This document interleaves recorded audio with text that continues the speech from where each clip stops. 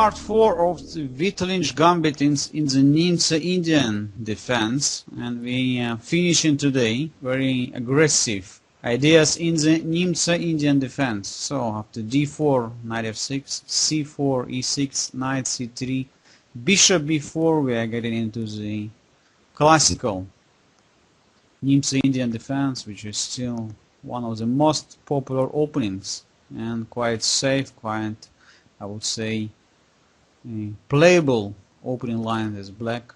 So black is trying to get more control over the e4 square, and in our previous lectures we were discovered that after queen c2, the Capablanca variation, black after short castling a3, bishop takes c3, queen takes c3, it's coming with b7, b5, which we call the Vitolinsh Gambit ideas, and all these ideas are quite popular even in the different variation of the Nimzo-Indian. As we studied last time, if in case of bishop b4, white is playing e3, short castling, and knight e2, so once again we can use this b5, c takes b5, and a6 idea. It's quite interesting. And in case of Leningrad variation, d4, knight f6, c4, e6, knight c3, bishop b4, and then when white is playing bishop to g5, it's quite interesting even here to play c5, and in case of d5 to play b5, which leads also to extremely sharp complications in which black is having quite good counterplay.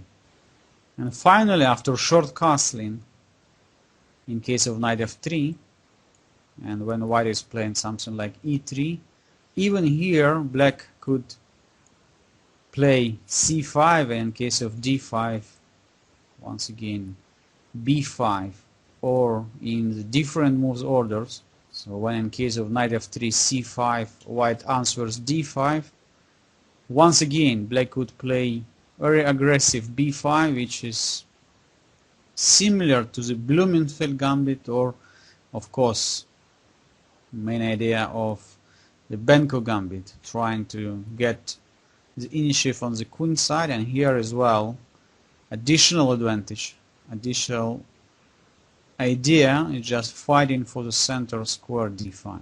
Like 20-25 years ago, in case of great I would say success of black in variations after e3, after knight f3, and after queen c2, so white started to use quite often this interesting move, f3.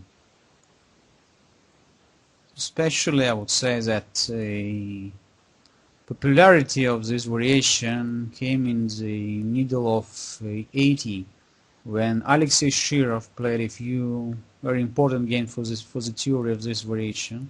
So white is planning to get e4 anyway, and if black in this position is trying to stop it by playing d5, that a3, bishop takes c3, and b takes c3 force black to give up two bishops, and since black already played d5, the position just opened in the favor of white's bishops pair. So white usually is trying to open up a position because of the two bishops, and here black already played d5. So some problem with the development of white's knight from g1, since we already played f3, white could compensate with e3, then bishop d3, and then knight could go later on to e2. So after we move forward the pawn and the bishop.